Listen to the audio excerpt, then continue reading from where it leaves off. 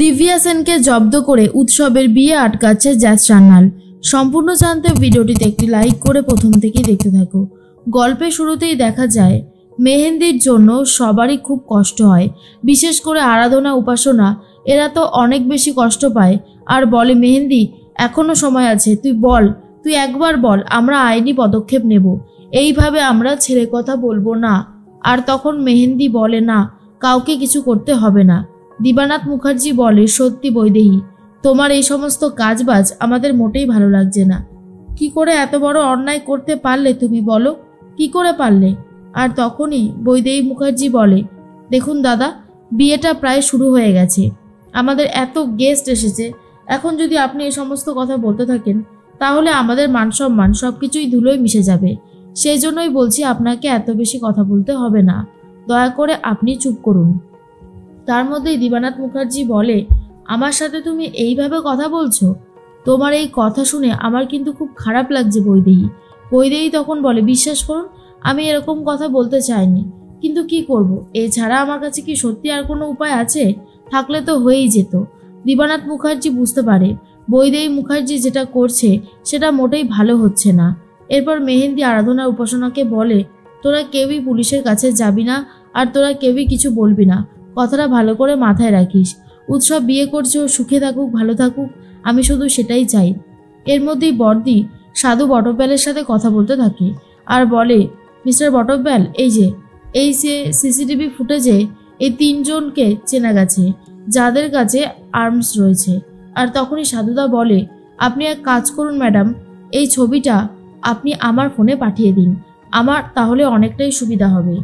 তখনই কৌশিকী মুখার্জি বলে, আচ্ছা, আপনি যেমনটা বলছেন আমি ঠিক তেমনটাই করছি।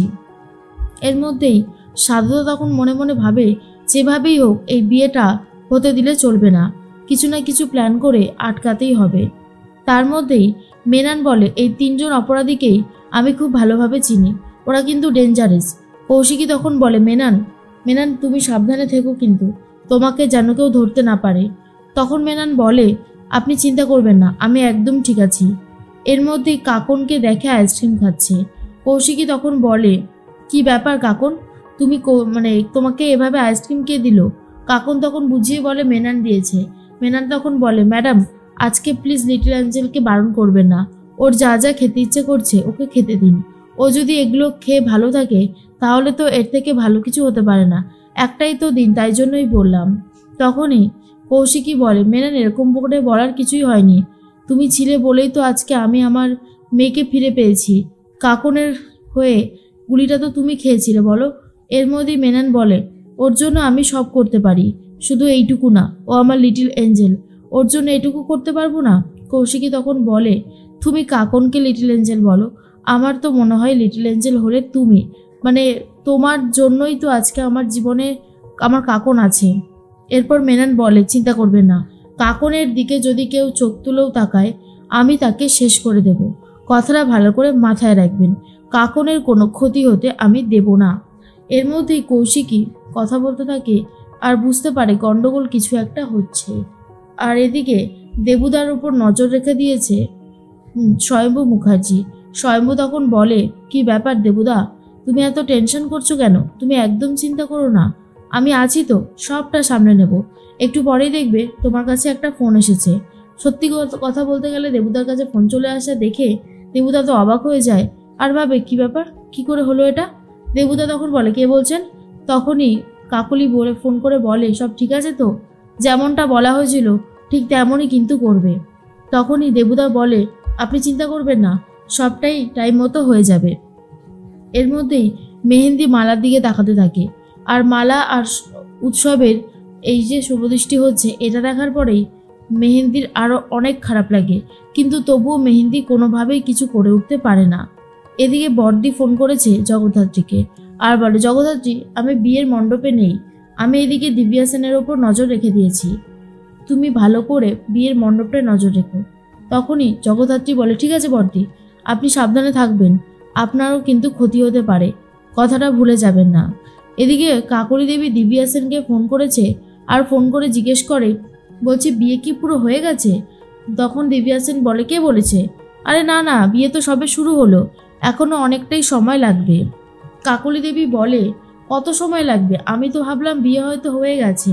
তখন দিব্যা সেন বলে, না না, বিয়ে হয়নি, সময় লাগবে, আপনি এত তাড়াতাড়ি আসবেন না।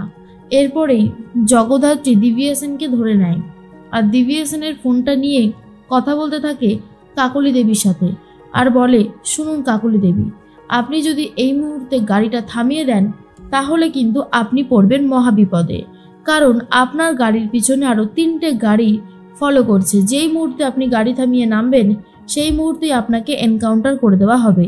এবার আপনি ডিসাইড করুন আপনি কি করবেন, কারণ এটা আপনার উপরে নির্ভর করছে।